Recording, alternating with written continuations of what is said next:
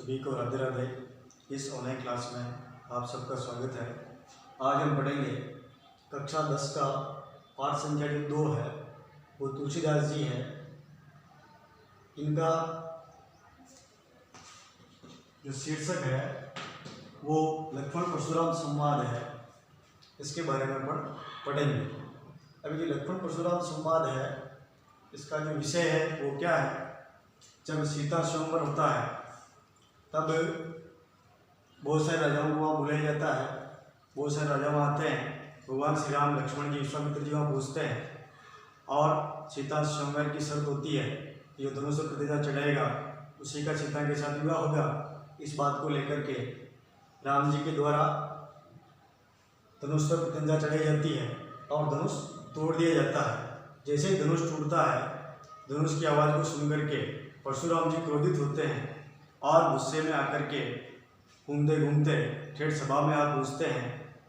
तब सबको कहते हैं कि धनुष किसके द्वारा तोड़ा गया है और ज़्यादा ही गुस्से में आ जाते हैं। तब इधर लक्ष्मण जी भी गुस्से में आकर के उनसे वापस सवाल जवाब करते हैं। तो इस प्रकार लक्ष्मण जी का और परशुराम जी का आपस में संवाद होता है, बातचीत होती है। उसी को इस पाठ में समझाया गया है। अब यहाँ पर ये जो चौपैया है, इसमें भगवान जो श्री राम है वो परशुराम जी को कह रहे हैं। क्या कह रहे हैं? नाथ संबुधनु भंजनिहारा, होई केउ एक दास तुम्हारा। आय सुकाय कहिय किन मोहि, सुन रिसाए बोले मुनि कोहि। सेवक सोजो करे सेवकाई, हरि करन करी करिय लराई। सुनहु राम जय शिव धनु तोरा, सहस भाव सम सौरि कुमोरा। सोगिल गाऊ बिहाई समाजा, नैत मारे जय सब राजा। अब यहाँ पर इन चौपाइयों में भगवान श्री राम कह रहे हैं नाथ का अर्थ हुआ स्वामी। नाथ का अर्थ हुआ स्वामी। शंभु धनु, शंभु का अर्थ शिव, धनु का अर्थ धनुष, अर्थात शंभु धनु का अर्थ हुआ शिव जी का धनुष। शंभु धनु का अर्थ क्या हुआ? शिव जी का धनुष। और भंजनिहारा का मतलब हुआ तोड़ने वाला। भंजनिहारा तोड़ने वाला। नाथ शंभु धनु भंजनिहारा। भगवान श्री राम कहते हैं परशुराम जी को हाथ जोड़ करके, हे नाथ, हे स्वामी, हे परशुराम जी, शंभु धनु शिव जी का जो धनुष है उसको भंजनिहारा तोड़ने वाला होई, होगा। होई का अर्थ क्या हुआ? होगा। केउ कोई, केउ कोई, एक दास सेवक, और तुम्हारा आपका, अर्थात किसके लिए? परशुराम जी के लिए। आपका किसके लिए? परशुराम जी के लिए। क्या कहा?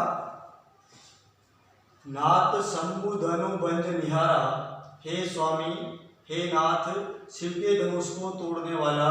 कोई केउ एक दास तुम्हारा, कोई एक तुम्हारा ही दास होगा। अर्थात इस धनुष को तोड़ने वाला आपका ही एक दास होगा। आय सुकाह कहिय किन मोहि।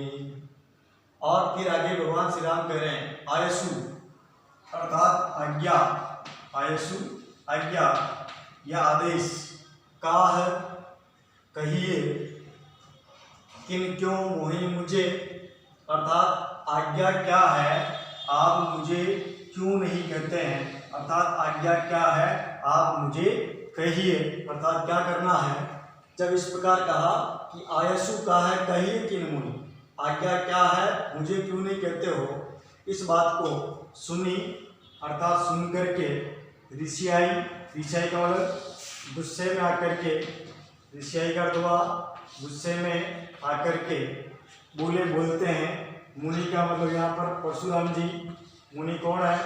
परशुराम जी। और कोई का मतलब है क्रोधी। कोई का अर्थ हुआ क्रोधी। पंक्ति का अर्थ क्या हुआ? आयसु का है कहिए किन मोई। भगवान श्री राम कहते हैं आज्ञा क्या है, आप मुझे क्यों नहीं कहते हैं। ऐसा सुन करके ऋषाई बोले, गुस्से में आकर के बोलते हैं मुनि परशुराम जी, जो बहुत ही क्या है, कोई क्रोधी स्वभाव के हैं। अर्थात जो परशुराम जी है इस बात को सुन करके गुस्से में आकर के क्रोधी स्वभाव के परशुराम जी इस प्रकार बोले। अब क्या कह रहे हैं इन पंक्तियों में? यहाँ पर परशुराम जी बोल रहे हैं, क्या कहते हैं? परशुराम जी कहते हैं सेवक सोजो करे सेवकाई, हरि करनि करि करि अलराई। सेवकू का अर्थ हुआ सेवक। सेवकू का अर्थ क्या हुआ? सेवक या दास। सो का अर्थ हुआ यहाँ पर वो। सो का अर्थ क्या हुआ? वो। जो करे करता है, सेवकाई अर्थात स्वामी की सेवा। सेवकाई अर्थात स्वामी की सेवा। परशुराम जी कहते हैं सेवकू सोजो, सेवक तो वह है जो करे सेवकाई अर्थात स्वामी की सेवा करता है। अर्थात सेवक तो वो होता है जो सेवकाई का काम करता है, सेवा का काम करता है। लेकिन हरि शब्द का अर्थ यहाँ पर लेंगे दुश्मन। हरि का मतलब क्या हुआ? दुश्मन। करनी, करनी का अर्थ हुआ कार्य। करनी कार्य। करी करा, करिय करी है। लड़ाई लड़ाई। क्या हो गया? अरि दुश्मन के जैसा, करनी कार्य, करी करके, करी है, लड़ाई लड़ाई। परशुराम जी कहते हैं कि सेवक तो वो होता है जो सेवकाई का काम करता है, लेकिन दुश्मन के जैसा काम करके उसने तो मेरे से लड़ाई की है। अर्थात दुश्मन के जैसा काम करा है और मेरे से लड़ाई की है। और फिर आगे क्या कह रहे हैं? कौन सा काम? सुनऊ राम जय शिव धनु तोरा, सहस बाहु सम सौरि कुमोरा। सुनाऊ सुनिए, सुनाऊ सुनो या सुनिए। राम के लिए जय ही का अर्थ हुआ जिसने। जय ही का अर्थ क्या हुआ? जिसने। शिव धनु अर्थात शिव का धनुष। शिव का धनुष तोड़ा अर्थात तोड़ा। पंक्ति का क्या हो गया? सुनऊ राम, हे राम सुनिए, जे ही जिसने शिव धनु तोड़ा, शिव जी का धनुष तोड़ा है। कि हे राम सुनिए, जिसने भी शिव का धनुष तोड़ा है। सहस बाहु, ये सहस बाहु एक राक्षस था। इस सहस बाहु जो राक्षस है, सम के समान, सम का मतलब समान, सो का मतलब वो, सो का अर्थ क्या होगा? वो। और रिपु का अर्थ हुआ दुश्मन। रिपु का अर्थ हुआ दुश्मन। और मोरा का मतलब हुआ मेरा। क्या कह रहे हैं परशुराम जी? सुनाऊ राम जय शिव धनु तोड़ा, हे राम सुनिए, जिसने भी शिव धनुष को तोड़ा है वो सहस बाहु समसो रिपु मोरा। तो सहस बाहु नाम का जो राक्षस है उसके समान वह मोरा मेरा रिपु अर्थात दुश्मन है। अर्थात जिस प्रकार सहस बाहु मेरा दुश्मन था, उसी के समान जिसने भी शिव धनुष को तोड़ा है वह उस सहस बाहु के समान मेरा दुश्मन है। इसलिए परशुराम जी कहते हैं सो बिलगाऊ बियाई समाजा, नैत मारे जहि सब राजा। सो का मतलब वो, बिलगाऊ अलग होना, बिलगाऊ अलग होना, बिहाई बाहर, और समाजा समाज से। क्या कहा? सो का मतलब